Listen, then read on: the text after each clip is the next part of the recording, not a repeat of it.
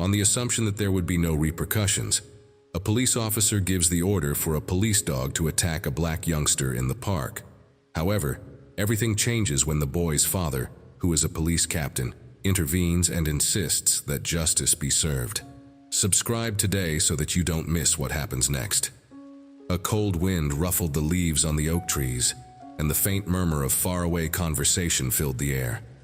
Are you viewing from the vantage point of the sun as it slowly ascended above the horizon, showering the expansive park in golden light? It was a calm morning with the aroma of newly cut grass in the air, promising an idyllic start to the day.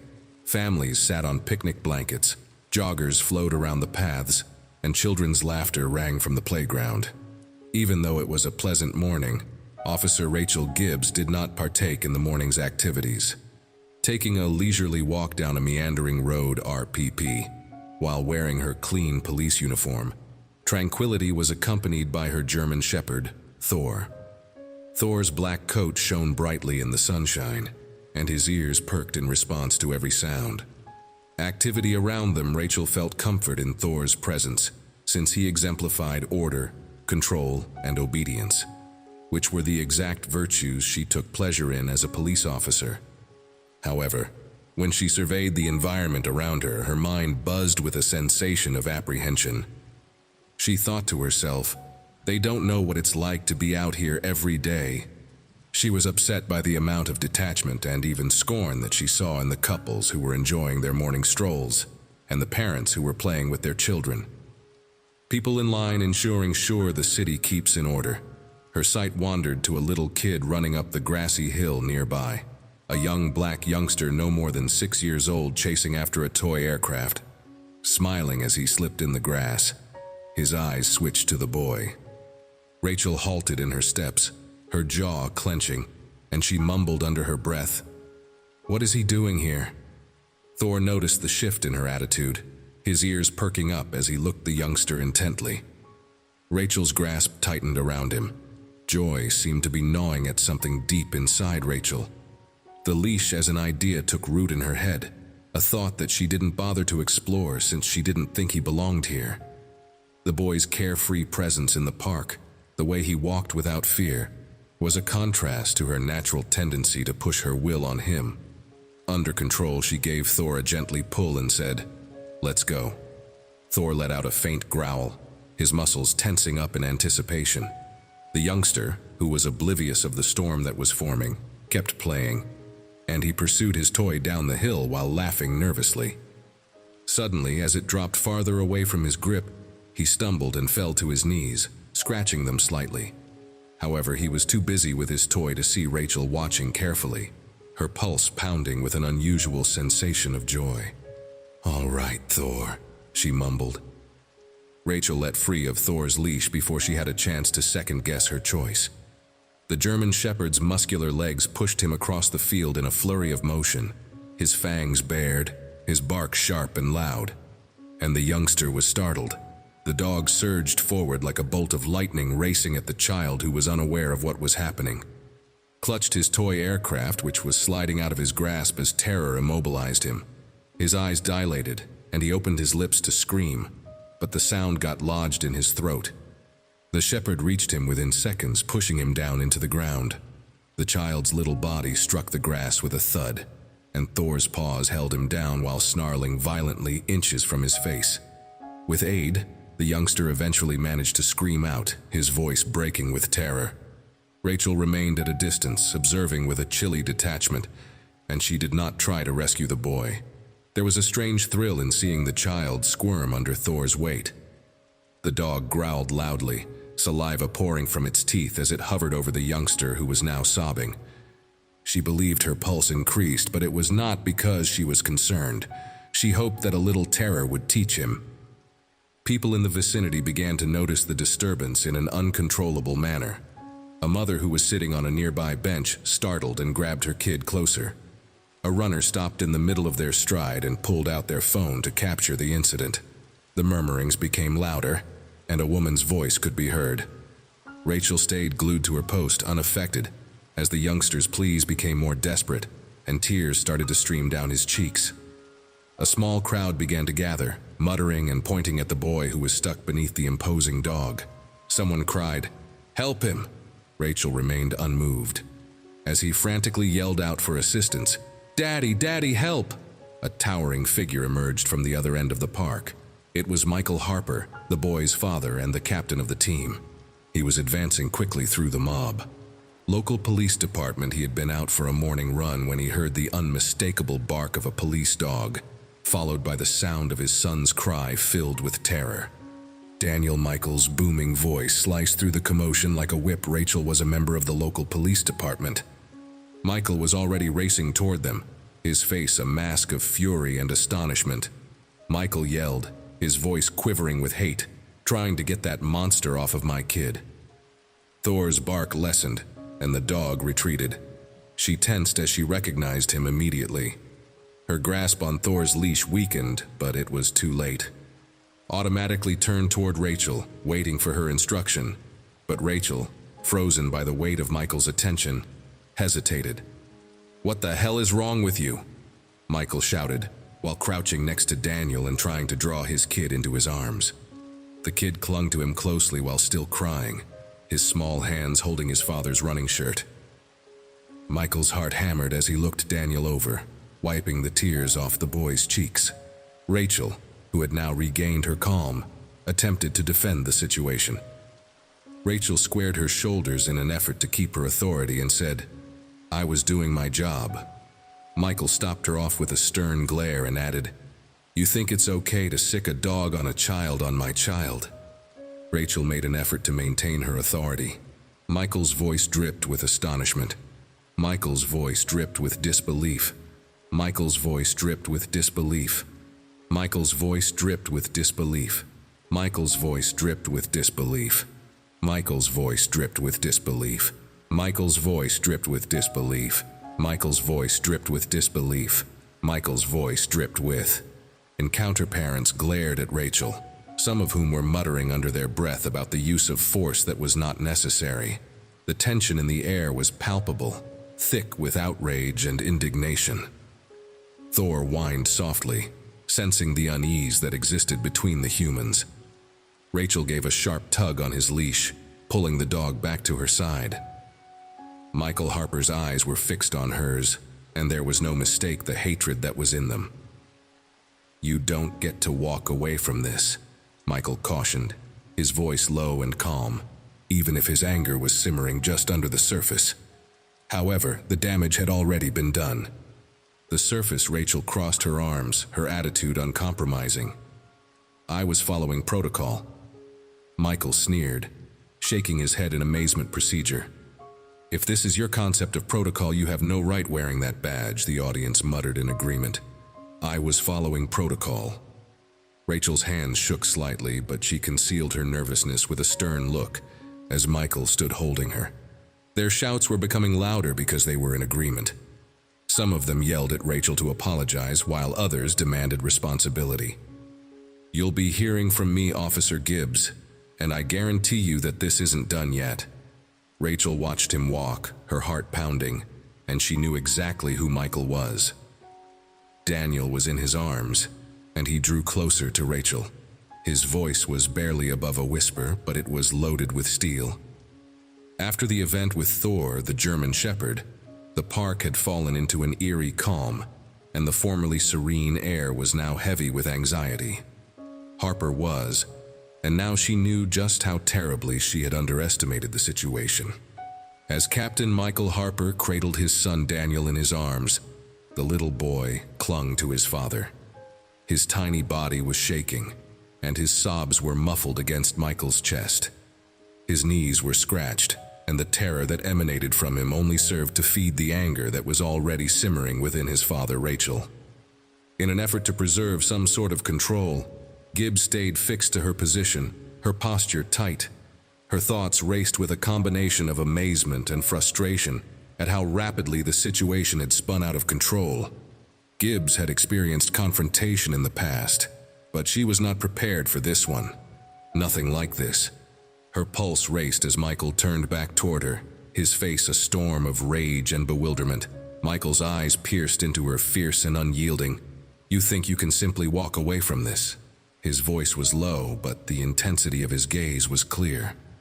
Rachel made a concerted effort to stifle her increasing panic. Captain Harper. I don't you Captain Harper me. Michael cut her off, his voice rising as he moved forward. You attacked my son. You put your dog on him like he was a criminal. He's a kid. His voice was rising as he stepped forward. You attacked my son. You placed your dog on him like he was a criminal. Rachel tensed up in an attempt to preserve what little power she had left. He was acting suspiciously, and she repeated her words, even if they lacked the conviction they had before. Michael's eyes widened in surprise. The words hit like a hammer, leaving little place for Rachel to hide behind her authority. His voice boomed across the park, garnering even more attention from passers-by who had gathered with their phones aloft, filming every word and every action. You see a black youngster, and that's your first impression, isn't it? He's 6 years old. His voice roared across the park. Rachel's face flushed with suspicion, and she opened her lips to speak, but the words seemed to escape her. That's not to say that was stuttering, but Michael wasn't listening. His fury was too powerful and too raw. Do you even know who I am? Michael demanded his attention. Rachel's heart sped as she had known Michael Harper for years, but she had always known him from a distance. He had a reputation for being a fair and impartial person. His voice was still boiling, but it was now controlled. You work for me. I am your captain. I will not let this slip. She never expected that she would find herself on the receiving end of his rage, and even worse, the knowledge dawned on her that her actions today had crossed a boundary that may ruin her. She was a committed leader who was highly regarded by the department. Career, but she could not afford to show weakness now, not in front of all these people. She straightened her shoulders and lifted her chin, and she insisted that she was doing her job, even though her voice lacked the conviction it had once held. I was making sure that she was doing what she was working for. The safety of the park. The youngster was behaving strangely, and I followed procedure. Michael repeated the term as if it were poison on his lips. Your policy is to attack children now to release a dog on a 6-year-old boy. Your protocol is to attack children. The fractures in Rachel's calm began to indicate that the throng was expanding, and the murmur of people surrounding them only increased.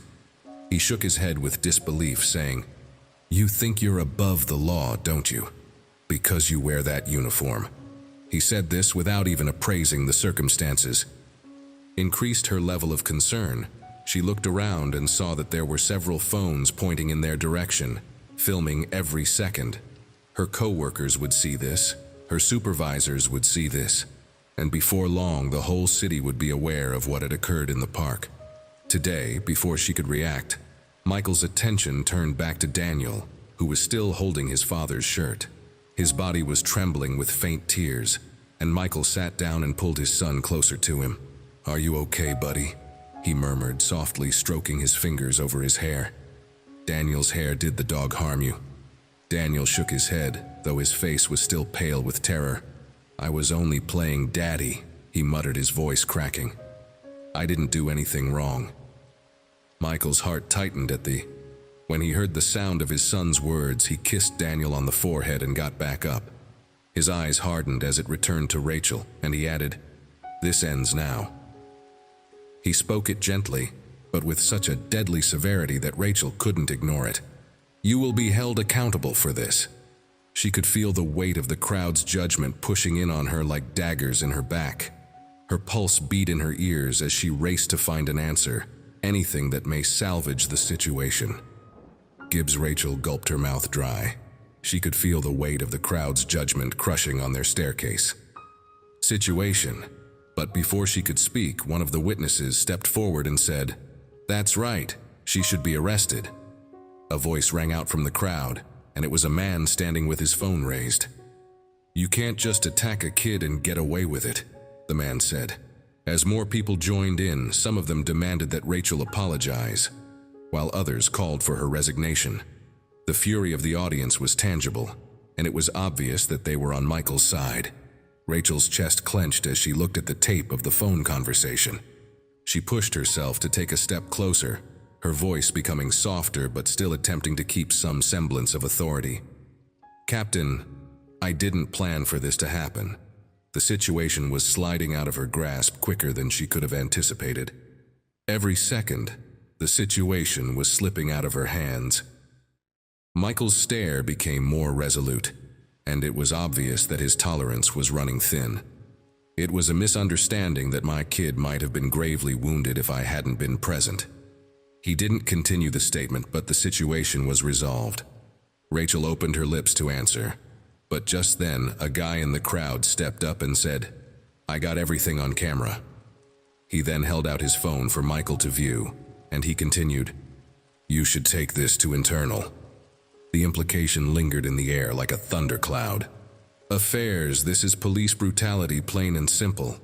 The audience muttered in agreement, and Rachel's stomach fell. "Internal affairs. If this went to IIA, it would be a full inquiry, and with the video proof spreading, her career may very well be gone." Michael turned to the guy who was holding the phone and gave a curt nod. "Thank you," he said in a voice that was calm but strained. Then he glanced back to Rachel and stated, "You will be investigated for this, Gibbs, and believe me, there will be consequences." Rachel's thoughts raced as the reality of the situation came crashing down around her, upon her. She had made a huge error. She had miscalculated Michael Harper and the response of the public. What she had believed would be a straightforward act of preserving control had turned into a nightmare, and there was no going back now. Michael gave her one more glance before leaving. He turned and went away, holding Daniel in his arms. The throng parted for him, and as he passed, he remarked, "I'll be filing a report with IIA today." He replied, "I suggest you get lawyer with that." His countenance was filled with both despair and resolve. Despite the fact that others were murmuring words of encouragement and giving their support, Rachel remained frozen in place. Her mind was still whirling from the meeting, and her pulse was hammering in her chest.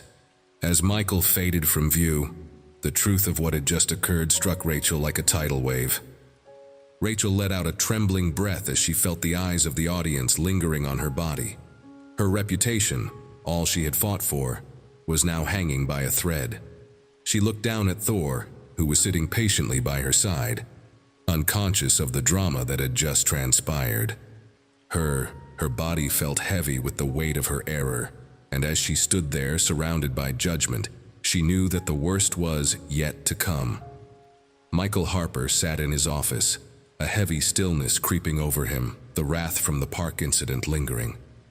Persisted, but now it was concentrated into a determined determination. The picture of his scared son laying powerless under Thor's weight plagued his thoughts, motivating his resolution to act as captain. He had the ability to launch an internal inquiry, and that was precisely what he meant to. The complaint was straightforward. It was a formal claim of misconduct against Officer Rachel Gibbs for the unreasonable use of force. He took a deep breath and brought out the relevant documentation. His fingers moved slowly over the keyboard as he prepared the complaint. He did this regardless of the expense. As the words filled the screen, Michael was distracted from his thoughts by a pounding at the door. He looked up as the knock jolted him out of his reverie. The report featured full details of the occurrence, as well as references to the video footage that was caught by witnesses.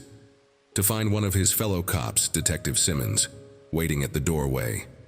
Simmons was a veteran officer who was older than Michael and had a reputation for understanding which fights to fight and which to avoid. Michael was surprised to see Simmons standing in the doorway. Michael sat back in his chair and crossed his arms as he addressed the question. "I don't have a choice," he said calmly. "What she did was wrong," he said. Simmons came farther into the room. His tone was a combination of curiosity and worry. Locking the door behind him, he added with caution, "Look, I get it, but this is going to stir things up. Gibbs has connections, power, and powerful ones, and some people in the department aren't going to appreciate you coming after her." Michael's mouth locked in place. Simmons sighed and rubbed the back of his neck as he pondered the situation. "I just hope you know what you're getting yourself into, because this could get ugly very quickly," he said. I don't care who her friends are, my son was attacked by one of our own. The wheels were now in action and there was no going back. The complaint would go directly to Internal Affairs. Michael gave a brief nod and let it go as Simmons exited the office. Michael continued to gaze at the report on his computer for a minute more, before pushing the submit button. Word of the event spread like wildfire inside our recordings from the park, which had gone viral and were making their way throughout social media platforms and news outlets. This prompted an official inquiry, which would compel the department to face one of its own employees. Outlets' hashtags asking for accountability took popularity, and the public was eager to vent its fury across screens. Stories flashed across screens including the following. Officer lays police dog on kid, father demands justice. Police captain's officer sets police dog on child. Local activists organized rallies outside the police station demanding an immediate suspension of Officer Gibbs. Comment sections were flooded with indignation, with some individuals sharing their own experiences of how their son was abused by other cops K9, and the public's reaction was tremendous. Misbehavior by the police, others questioned if Gibbs had acted out of racial prejudice, which intensified the scrutiny around the case. Meanwhile, the department found itself under growing pressure to react, and the chief called for an emergency. Encounter, Michael was aware that the inquiry was going to be met with opposition, not just from Gibbs, but also from the very individuals he worked with on a daily basis. Later that afternoon, Michael convened in the conference room with his other officers, and the mood was tense and heavy with unsaid animosity across the table. Rachel Gibbs sat with her arms folded, flanked by two senior officers who were visibly uncomfortable with the situation. The chief, a stern-faced man named Wallace, opened the meeting with a curt nod toward Michael. Captain Harper, I understand you filed a formal complaint against Officer Gibbs. Michael met the chief's gaze. Wallace groaned and leaned back in his chair, saying, Yes, sir, her actions were unjustified, and there needs to be accountability. We are already receiving criticism from the media, and the public is wanting a response, but I need to know if you are certain that this is the case. The correct move we've got to consider about the department's reputation. Michael's rage flashed, though he kept his voice calm. This isn't about the department's reputation, it's about doing what's right. One of the senior officers chimed in, his voice laced with, Ms. Gibbs has been with us for years. She is a good officer. Are we really going to put her under the bus over a misunderstanding? Michael turned to face him, his demeanor as harsh as he could possibly be. A decent policeman would never let a dog loose on a kid. It wasn't a misunderstanding, it was carelessness. Gibbs, who had been quiet up until this point, finally spoke up. I was following procedure, Captain, and her voice was calm, but there was an evident edge to it. I didn't intend any harm to Michael's. The tension in the room was evident, and for a little period no one spoke. Wallace cleared his throat, signifying the conclusion of the conversation. My kid might have been gravely harmed, and his eyes narrowed in purpose. This does not explain what occurred. Debate the inquiry will go as needed, he added, although his tone indicated that he wasn't delighted about it. But I urge that we all try carefully. This department can't afford another scandal. As the meeting concluded, Michael, the meeting was adjourned. Up to leave, but Gibbs gave him a harsh look and said, You're making a mistake, Harper. She repeated it in a low voice. This won't end the way you think it will. Michael didn't respond. Instead, he simply turned and walked out of the room, his resolve becoming more resolute with each passing moment. Angela, Michael's wife, was sitting at the kitchen table with her arms crossed, and her look was a combination of anxiety and annoyance. She said, You know they're going to come after you, right? Michael and his family were experiencing a great deal of strain at home. Low but forceful. They are going to make this about you, not Gibbs. Michael slumped against the counter and rubbed his temples. I don't care what they do. This isn't about me, it's about Daniel. What she did was terrible. And she has to apologize for it. Be held responsible. Angela sighed, her expression softening as she gazed toward their son, who was cuddled up on the sofa, hugging a toy animal. Daniel hasn't been the same since it occurred, she said, and he won't even go outside to play Michael's Hardacht, which was located by the side of the couch. Due to the fact that his kid was so young and susceptible, he was aware that continuing the inquiry would not only be costly for him, but also for his family. However, the idea of allowing Gibbs to go without any repercussions was very distressing to him. I have to do this for him for all the children who have been abused like this, he continued as he crossed the room to sit next to Angela. I have to do this for all of the children who have been treated like this. Angela gave a little nod, but anxiety still clouded her eyes. Just promise me that we will get through this. You'll be cautious, okay? I can't lose you over this. Michael kissed her on the forehead, his voice calm but resolute.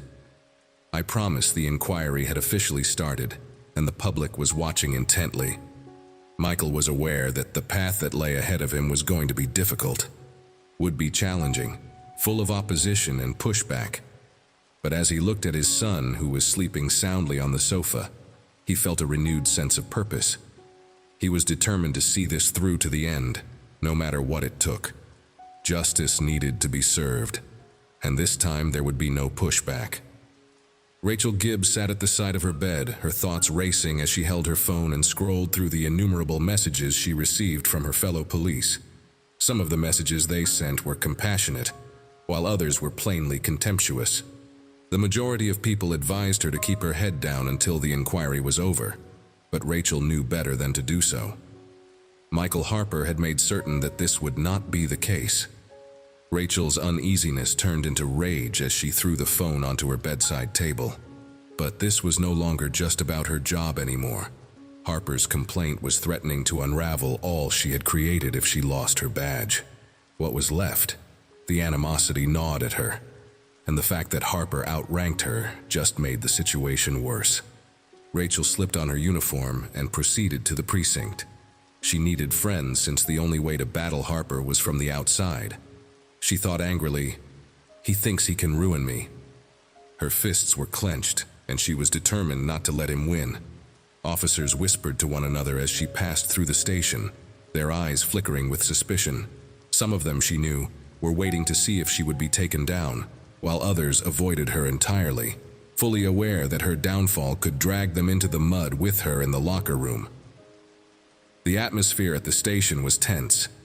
Saw Detective Simmons resting against a bench and scrolling through his phone. He glanced up as she entered and gave a small nod while still breathing.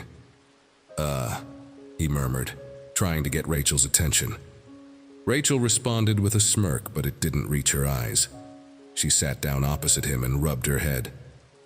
I am in need of assistance. Simmons Harper is out for blood, and if I don't fight back, I will be done.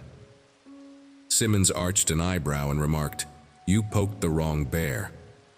Rachel Harper is not the kind of man to back down, which is why I need leverage, she stated in a hushed voice. Something that would cause him to reconsider his decision to bring me down with him. Simmons stopped, looking around the empty room before moving in closer. He cautioned, Be careful. People are already talking and you don't want to make this worse for them. Rachel let out a harsh exhalation, her aggravation growing to the point where it was already becoming worse. As she exited the station, her mind raced, and she realized that she needed to move quickly if Harper wanted to fight. Meanwhile, Michael Harper sat at home. Angela's face was furrowed with anxiety, and her hands were crossed firmly in front of her. She questioned, with her voice barely above a whisper, How much longer do you think this is going to go on? He was sitting across from his wife at the dining table, and tiredness was weighing heavily on him. Speak as long as it takes, Michael responded. He turned towards the living room where Daniel was sitting quietly with a book. His eyes cast a downcast of a vibrant and playful child that he once knew had been replaced by a silent ghost of himself. Angela remarked softly, He's scared. Michael rubbed his hands over his face, feeling the weight of the situation pressing down on him. I know he said it, but I can't back down now. If I let this slide, what kind of message does that send to him, or to the other kids who are in this mess at work? Michael hasn't slept properly since it happened, and now you're getting pulled deeper into this mess at work. Look like him, Angela's eyes softened. I just don't want this to break you, Michael. You've been fighting your entire life, and I know you'll fight this too. But just be cautious of yourself. Michael nodded slowly. I'll be right back. Michael stared at the screen of the phone that buzzed on the table as they sat in silence. It was an email from Internal Affairs, an official notification that the inquiry against Rachel Gibbs had started, and it was attached. Be cautious, but I need to see this through. There were early testimonies from witnesses, including one officer who had previously spoken out anonymously to support Michael's claim. However, there was more. A second email from an unknown source suggested that previous accusations against Gibbs charges that had been surreptitiously held back. Discarded over the years, Michael's heart raced. This was precisely what he needed to construct his case. He emailed the emails to his lawyer. His determination was hardening. Gibbs wasn't simply going to walk away from this. He would make sure that it was back at the station. Rachel Gibbs was taken care of. She was already on the offensive as she sat in the office of her union representative. Her jaw clenched as they reviewed the matter. You have options, the representative remarked as she flipped through a big packet of documentation, indicating that you have the ability to assert that Harper's position is unacceptable. Rachel grinned, even though it seemed hollow, since she believes that anybody is going to buy it, or that it doesn't matter whether they buy it. You know, actions are personal, and you can make it about prejudice by saying that he is using the issue involving his son to target you unjustly. Rachel nodded slowly, the gears spinning in her head even though it was a dirty strategy. But if it meant protecting her career, then it was worth it. The representative responded with a shrug, saying, What matters is planting the idea, making Harper look like the one with an agenda, and casting doubt on his motives. Her willingness to use it, she stood up, smoothing her uniform. Do it. Whatever it takes. As the day went on, tensions at the precinct began to mount.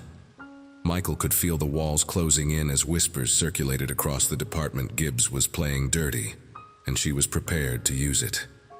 It was only a matter of time until the pressure increased that evening, as Michael sat on the porch with Daniel beside him. The kid finally spoke, and he said, Are you going to stop her? Michael glanced down at his son, his heart throbbing at the terror that was there in the boy's face. He threw an arm around Daniel's small shoulders and said, I'm going to try, buddy. I promise. Daniel looked up at him with wide, hopeful eyes and asked, What if they don't listen? Michael sighed and pulled his son closer to him. The boy will make them listen. Nodded softly while laying his head on his father's side, Michael glanced out into the lowering sky, his determination blazing hotter than it ever had before. The struggle had only just started, and Michael Harper was prepared to fight for his son, for justice, and for every other person. Kid who had ever been treated cruelly, Michael Harper came into the station the next morning with his head spinning with ideas of the investigation. He had spent the night analyzing witness testimonies and gathering information to enhance his case against Rachel Gibbs, the defendant in the case. Despite the fact that the disclosures about her past of wrongdoing had only served to strengthen his resolve to follow the process through to its conclusion, each step forward seemed like he was wading farther into perilous waters. The tension inside the precinct was evident, and policemen who had previously welcomed him with warmth now avoided their gaze. The pressure from Gibbs' friends was increasing, and rumors about the probe had gone through the ranks like wildfire. As Michael was making his way into his office, he heard a familiar voice calling out Harper. He turned around to see Investigator Simmons. Leaning against a doorway with a worried expression on his face, Michael gave a curt nod and followed Simmons into an empty conference room. Simmons closed the door behind them and then turned around, folding his arms. You've stirred up a hornet's nest, man, Michael said. They are coming at you from every aspect. Mike Gibbs is alleging that you are targeting her personally, adds Simmons, who was crossing his arms and exhaling through his nose as if he was considering his next remarks carefully. I am aware of Michael's response. This whole inquiry is a vendetta because she reprimanded some of your officers. Michael's jaw tightened, but he pushed himself to remain calm. She is lying. This isn't personal. She is hiding for what she did. I know, Simmons murmured, but the department is attempting to misrepresent the situation. In this manner, they are searching for anything that they can use against you. Michael leaned back, his look becoming more resolute. Let them dig. I have the truth on my side. Simmons offered a tiny laugh that was devoid of any amusement. The truth doesn't always matter, Mike. Angela sat at the din-din table with her hands wrapped around a coffee mug, watching the news coverage as reporters speculated on the investigation and twisted the narrative in ways that made Michael appear to be a man on a personal crusade. She knew this better than anyone else at home. Angela was beginning to feel the effects of the pressure. Angela let out a heavy sigh as she turned off the television and glanced toward the living room, where Daniel was quietly playing with his toys. The boy's typical enthusiasm and joy were still absent, and they were replaced by a cautiousness that had not been there before. During the event that occurred when Michael arrived home that evening, Angela greeted him at the door with a look of dread written across her face. "They are saying that you are biased," she said, her voice thick with anxiety. "They are trying to make it look like you are doing this out of revenge." Michael shrugged off his coat. Angela's eyes softened as she moved closer to Michael and placed a hand on his arm. "I just don't want you to lose yourself in this, Michael. You've been through so much already," he said with a weary grin. "They can say whatever they want, I'm not back and forth." Angela's eyes softened as she went closer. Angela gave a little nod, but the anxiety that was visible in her eyes did not go away. She was brushing a strand of hair away from her face. "I'm doing this for Daniel, for all the kids who get treated like this," she said. "Just be careful, okay?" He promised that the following day Michael would meet with the Department of Internal Affairs investigator, a sharp-eyed lady named Evelyn Hart.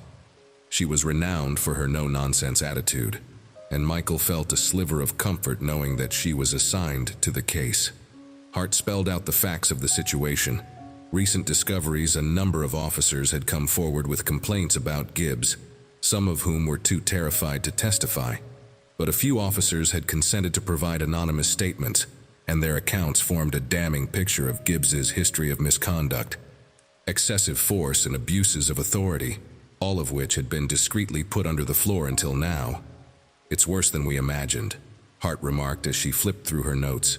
"The department covered for her many times, and they'll attempt to do it again if we don't stop them." "Don't act hastily," Michael nodded. "I'm not going to let them get away with it this time." But just as things appeared to be turning in his favor, new hurdles emerged. Gibbs' allies within the department were working behind the scenes to put pressure on witnesses to recant their statements. Statements were made, threats were made, and several officers pulled out of their positions out of fear of reprisal. Michael understood that he needed a breakthrough via something that would push the department to take action. And regardless of how hard they tried to protect Gibbs, that breakthrough arrived. Marcus Fletcher, a former officer who had left the police years ago due to a disagreement with Gibbs, came out to Michael in an unexpected manner. Marcus had left the force following a disagreement with Gibbs, and now he was prepared to testify that she had damaged my career. Michael informed Marcus during their conversation, "But I've since moved on." Michael's pulse was pounding as he grabbed the files from Marcus, flicking through the papers and evidence, and this was precisely what he needed to take the investigation further. He had the receipts, emails, reports, and everything else that they had covered up. If you are prepared to fight for it, you can have it all. Moving ahead, the following few days were a flurry with Marcus's testimony, and the mountain evidence Michael's case against Gibbs gathered pace. Hart arranged a disciplinary hearing, and the date was set. The department had no option but to continue, and Gibbs knew exactly what was going to happen.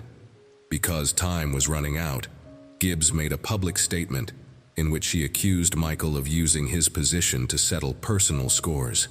She portrayed herself as a victim by asserting that she had only been doing her job on the day that she met Daniel in the park. But the public did not believe her. Gibbs's attempt to save herself was unsuccessful. If the video evidence was able to speak for itself and other witnesses came forward to buttress Michael's case, Social media would erupt with support for Michael and Daniel, and demonstrations outside the precinct would get louder and more demanding. Michael knew that the struggle was far from over as the day of the hearing came. Gibbs's cronies were still working behind the scenes to attempt to influence the conclusion in her favor. But Michael was ready. He had the truth on his side. And this time there would be no hiding. Michael was ready to take responsibility. During the beginning of the disciplinary hearing, the room was filled with anxiety as a result of it. A large mahogany table extended across the front of the room, and a panel of senior officers and legal representatives sat at it, each of them holding a stack of documents in front of them. The departments. Michael Harper sat at one side of the room, his stance straight and serene despite the fact that his pulse was pounding in his chest. His lawyer was a keen observer. Insignia was hanging on the wall, serving as a strong reminder of the power and scrutiny that permeated the area. Rachel Gibbs, who was sitting across from Michael and dressed neatly in her uniform, projected the picture of a loyal cop who had unfairly accused her counsel. Naomi Clark, a lady with a dark-eyed woman, muttered last preparations to him, but Michael's attention remained concentrated on the other table. The hearing started with the chief's statement, which set the tone for what would be a lengthy and arduous procedure. Both sides were given the chance to make their case. Gerald Foster, a guy who was known for his smooth talk, sat next to her with a smug smirk playing at the corner of his lips. "I stand here not only as a parent," he continued, "but as an officer devoted to justice." What occurred in the park that Michael rose to his feet and took a big breath as he addressed the panel. Michael rose to his feet and took a deep breath as he addressed the panel. It was not an accident, and it was not a mistake. Rather, it was an abuse of authority on the part of Officer Gibbs. His actions were reckless and unwarranted, and they had the potential to endanger my son's life. Worse, his statements were received with silence. As the weight of his testimony began to settle over the room, he went into detail about the events that transpired on that day, beginning with the instant he saw his son trapped under Thor and ending with the confrontation that ensued. Michael said, "This is not about personal vendettas. About holding ourselves accountable as officers. We cannot pick and choose when to follow the law and when to abuse it." The panel nodded solemnly, their expressions inscrutable. But Michael could see their unease. They recognized that this case had become more than just a simple misdemeanor. An inquiry that was conducted internally. It was a public spectacle, and the prestige of the department was at stake. When Michael ended his testimony, Naomi Clark displayed the video evidence. The film showed Daniel laying on the ground worried about Thor. Growling over him as Gibbs stood by, unmoved. The panel watched in quiet, the terrible truth of the film that could not be denied. Then followed the testimony from witnesses, some of whom testified anonymously out of fear of punishment, while others spoke in public. To recount the events, it was obvious that Gibbs had a pattern of inappropriate behavior. This wasn't the first time she had crossed the line, and if action wasn't taken, it wouldn't be the last time she did so. Gerald Foster leaned back in his chair as the panel turned to Gibbs, and his confidence was palpable as he spoke. Presented her statement. Officer Gibbs has been serving our department with distinction for many years. Foster started out nicely, and she has been on the front lines safeguarding our community. What occurred at the park that day was a regrettable misunderstanding, and she responded out of prudence rather than fear. She continued, "I believed he was acting suspiciously, and I made a split-second decision to release Thor. It was never my intention to hurt anyone." Malice Gibbs adjusted her seat, her demeanor perfectly bland. "I didn't mean to harm the boy," she said. "It was never my intention to hurt anyone." Michael squeezed his hands under the table, his wrath boiling just below the surface. It was obvious that Gibbs was attempting to portray herself as the victim, a committed cop caught in an unfortunate circumstance. Foster stated that Gibbs was trying to portray herself as the victim. He claimed that Captain Harper, who was turning toward Michael with a practiced grin, is not simply a worried parent. He is also the captain of this precinct, and he has a personal interest in seeing Officer Gibbs. This was his explanation, in an effort to throw doubt on Michael's motivations. Michael could feel the weight of Foster's words crushing down on him, and he understood better than anybody that this strategy would make the victim into the perpetrator, transfer the responsibility, and punish him. The panel whispered among themselves, and Michael could feel the weight of Foster's words weighing down on him. Muddy the waters just enough to create doubt. Just as the tension reached its peak, Naomi Clark stood up and said, "The defense wants to make this about Captain Harper's motives." She said this in a calm manner, but this case isn't about motives. It's about actions such as Officer Gibbs releasing a police dog on a child without just cause. Evidence speaks for itself, she indicated toward the video that was playing on the screen, and we are not here to speculate on Captain Harper's intentions. Rather, we are here to evaluate if Officer Gibbs operated within the confines of the law, and it is abundantly evident that she did not. Just as the panel was getting ready to discuss, the door to the chamber creaked open, and a man came inside.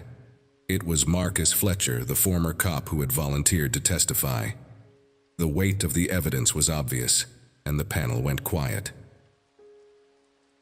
Testimony. As he approached the front of the room, all eyes went to him. His face was set with purpose, and he declared in a calm voice, "I have something to say." Michael shared a look with Naomi, expressing his relief. "I worked with Rachel Gibbs for years, and Marcus started his voice loud and clear. I witnessed personally how she exploited her authority, and this isn't the first time that she has done this. Marcus's testimony was the last piece of the jigsaw. He was a witness who had direct knowledge of Gibbs's misbehavior. As Marcus outlined many incidences that provided incriminating proof of Gibbs's history of misbehavior, the panel listened carefully as Marcus explained the occurrences. The room hummed with whispers as Marcus detailed the incidents. If things does not change, it will not be the last time she uses excessive force. As Michael's evidence progressed, the momentum of the hearing began to turn in this direction. After Marcus had completed his work, he handed over the papers and emails that he had brought with him. There were internal reports and data that created a disturbing picture of Gibbs's condition. The panel attentively examined the facts, and their features were somber with intense concentration. The truth was exposed. The panel decided to take a little break in order to discuss, and Michael sat in silence at the table. Naomi put a calming touch on his shoulder as he rested at the table, his pulse beating in his chest. After what seemed like an eternity, she muttered to her shoulder, "We've got this." Shortly, the panel came back, and the person in charge of the investigation cleared his throat and stared. After going over the data and taking everything into consideration, straight at Rachel Gibbs. Based on the testimony he provided, we have arrived at the conclusion that Officer Gibbs's conduct were in. Officer, this is an obvious breach of department policy, and it will take effect immediately. A collective sigh of relief might be heard when Gibbs is released of her responsibilities. In the midst of the announcement of the verdict, Gibbs remained seated in her chair, frozen in place. A look of bewilderment could be seen on her face when Gerald F. Oster moved very close to her and said something. Contacted her, but she did not answer, and she was not interested in continuing her profession. There was no way to avoid the repercussions this time. Michael quietly let out the weight of the situation.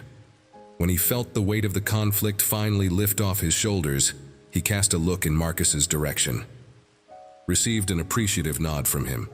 The battle had been drawn out and arduous, but justice had prevailed. Prevailed as the room became empty, Michael rose up and made his way toward the exit. When Daniel spotted his father and Angela, his face lighted up with excitement. Angela and Daniel were waiting there. After Michael gathered him up in his arms and held him tight, he said, "It's over, buddy."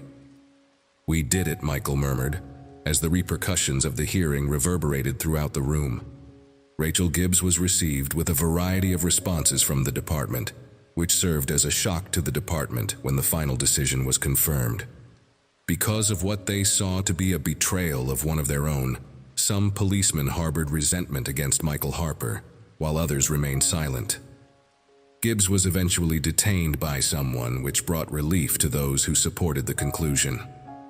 There was a significant amount of friction between the two factions, and it continued to linger throughout the... However, for Michael, it was a different type of weight that he carried around the corridors of the station. The war that he had waged was ended, yet the triumph seemed like it had not yet settled in his chest. Strangely, there were no celebrations, no triumphs, only the calm. There was nothing but silence. Michael kept his ground the next week after coming to the understanding that doing the right thing did not always feel like a victory. Observing Rachel Gibbs as she made her way across the parking lot from the exterior of the precinct. Her shoulders sagged, and her once imposing shape had shrunk to reveal something more diminutive. She was no longer wearing her uniform, and the badge that she had previously worn was no longer on her person. With pride, which was now little more than a recollection, her face was full of the rage that had blazed so brilliantly throughout the hearing. But as she went past their gaze, it was replaced by a chilly emptiness. Michael was able to detect the resentment in the face of the person he met briefly, but there was no exchange of words. Her eyes, he had anticipated that she would strike out and provide him with one more barb, but she did not. Rather than that, she abruptly turned around and began walking, her form gradually fading down the... As Michael turned to face the street, he let out a sigh, the strain in his chest finally beginning to ease. Upon his return to the inside, the door had just about shut behind him when he was hailed by a handful of his family members. Some of his co-workers showed him reverence by nodding their heads, while others avoided looking at him. In general, he was able to see the change in how he was perceived, which was that he was no longer only their captain, but rather a guy who had. It was not a pleasant position, but it was one that he was willing to take. Exposed one of their own. Michael stayed in his office later that day, peering out the window, but he eventually accepted the offer. The burden of all he had gone through, including confronting his own department, the scrutiny of the public, and the worry for his son's safety, led him to. This was the first time in weeks that he allowed himself to feel secure, and everything seemed to settle all at once. Himself to breathe deeply and completely, safe in the knowledge that the present conflict was all behind him. He was unable to dismiss the sensation that the argument was not about the case against Gibbs, but as he lay back in his chair, he couldn't shake the notion. Had been one case, but the more significant conflict was the one against the structural problems that permitted police like her to function without being monitored, was not at all suitable. Michael, who was done, was aware that this win was just the first stage in a much lengthy process. Taking into consideration his position within the agency and his capacity to effect change from its. In addition to providing him with a platform, Inside also made him a target. There would be other obstacles in the future, and he needed to be prepared for some of them. Michael's family had finally begun to feel some relief from the anxiety that had been plaguing them. During the time when Daniel was playing with his toys, Angela was in the kitchen making supper. Something reverberated throughout the home as the boys' laughter reverberated in the living room. At the moment when Michael went through the door, he had not heard anything in what seemed like an eternity. Dr. Daniel's face brightened up as he cried out to his father, heading in the direction of his father with.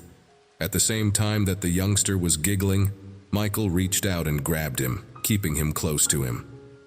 "Did you have a wonderful day, buddy?" What a pleasant sound that filled the room with warmth. To which Michael responded in a quiet voice. Daniel joyfully nodded and said, "I played outside today." Michael grinned, his heart swelled with delight, and said, "That's absolutely fantastic, buddy." "I wasn't afraid."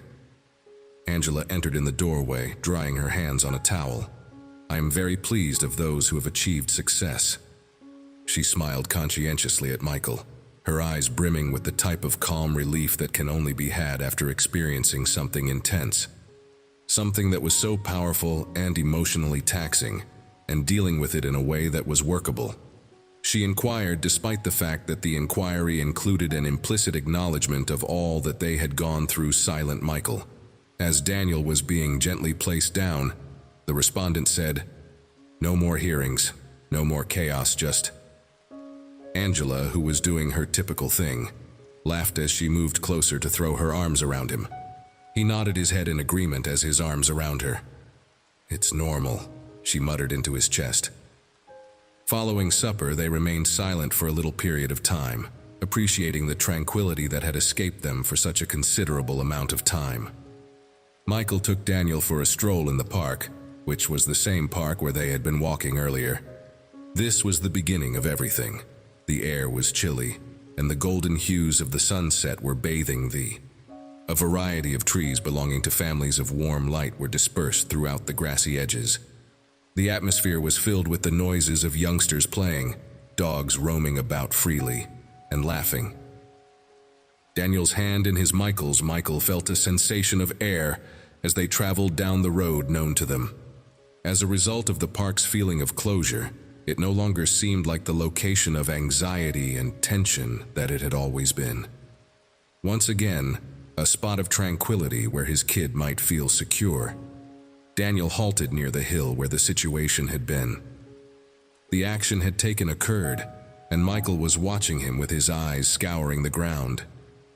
He was cautiously awaiting the boy's reaction, wondering whether he would be scared or apprehensive. But Daniel was not.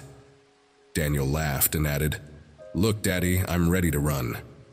He then released his father's hand and fled. He was running down the grassy hill with the same ecstatic abandon as he had before the event. His laughter reverberated across the park, and Michael couldn't help but grin at the whole thing. The weight of the situation weighed heavily on him, as he remained there for a minute, watching his kid run freely. After what seemed like an eternity, the burden of the last several weeks suddenly lifted off his shoulders. They were able to regain all that they had lost, via the usual course of events. While Daniel rushed back toward him, his face flushed with excitement, Michael was on the verge of passing out. "I love you, buddy," he muttered as he crouched down and drew his kid into a close embrace. "I love you too, Daddy Daniel," he said in a voice that was husky with passion. He responded by putting his arms around Michael's neck for the very first time in what seemed like an eternity. Michael Harper. The war was finished, and he felt at peace, but the lessons he had learned would remain with him. He had battled for justice for all of eternity, not just for his son, but for every kid who had ever been born. Merited the opportunity to grow without fear, despite the fact that there were more conflicts to come. Michael was certain that he has the fortitude, bravery, and will to confront them, due to the fact that he was not only battling for himself, but also fighting for his spouse and children. When they were walking home together for the sake of his community and for justice, saw the park disappearing in the distance, Michael was certain that regardless of the difficulties that remained ahead, because he grasped the situation better than he ever had before, he would confront them head-on. Recognizing the significance of standing up for what was right, despite the fact that the odds were stacked against him, and giving Daniel credit for his family and for each and every kid who would grow up in a world that was just a tiny bit better as a result of his courage and determination. I am grateful to you for watching. If you found it enjoyable, it was all worth it. If you liked this video and would want to see more, be sure to click the subscribe button and stay tuned for the next video. There is a lot more to come. More is on its way to you, and while you're here, you may also like to peruse some of our other films. Make sure you don't miss out by subscribing right now, and we'll see you in the next part. I am grateful to you.